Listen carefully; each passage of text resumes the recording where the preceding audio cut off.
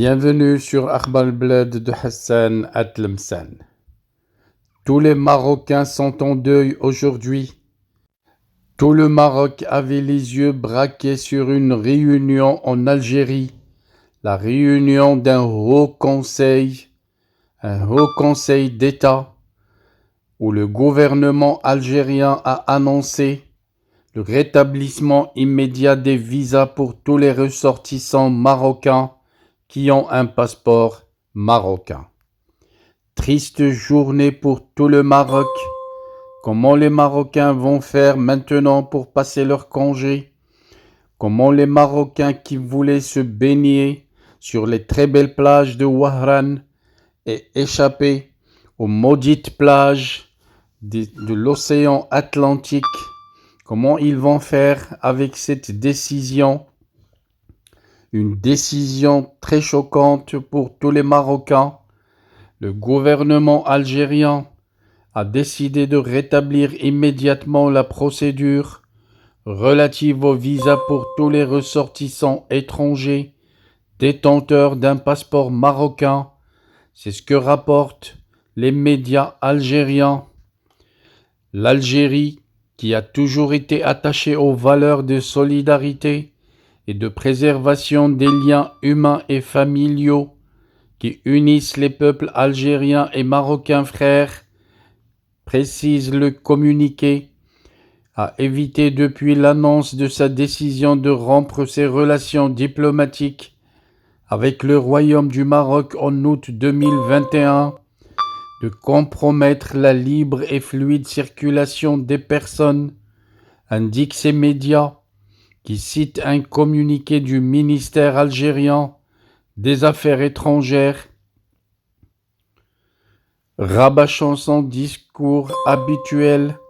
Ce maudit ministère algérien des Affaires étrangères qui fait tout sauf la diplomatie accuse le Royaume du Maroc dans son communiqué d'exploiter l'absence de visa entre les deux pays, de se livrer à divers actes portant atteinte à la stabilité et à la sécurité nationale de l'Algérie, notamment les multiples réseaux de crimes organisés, de trafic de drogue, précisent les médias, et d'êtres humains, de contrebande, d'immigration clandestine et d'espionnage, ainsi que le déploiement d'éléments des services de renseignement sionistes munis de passeports marocains pour pénétrer librement sur le territoire national.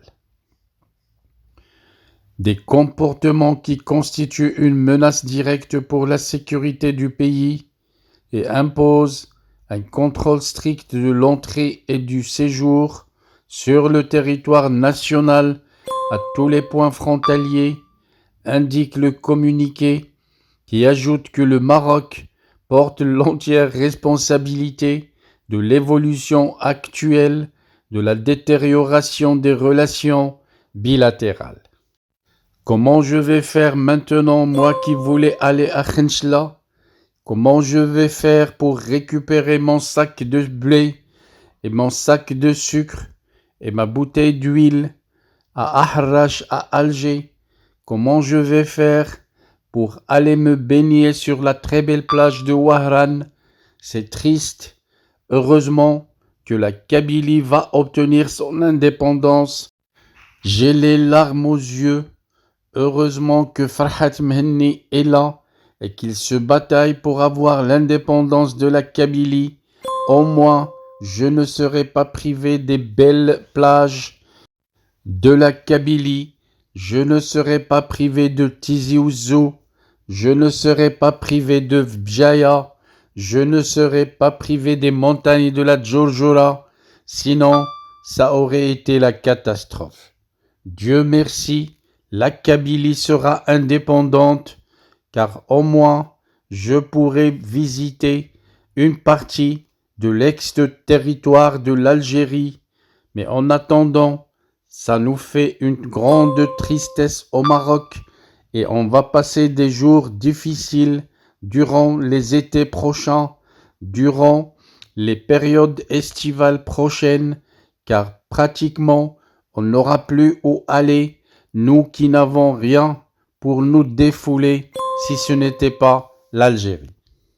Our hearts beat to the city streets. We began to feel the fire. We rise like tall buildings as the chemicals they take us higher.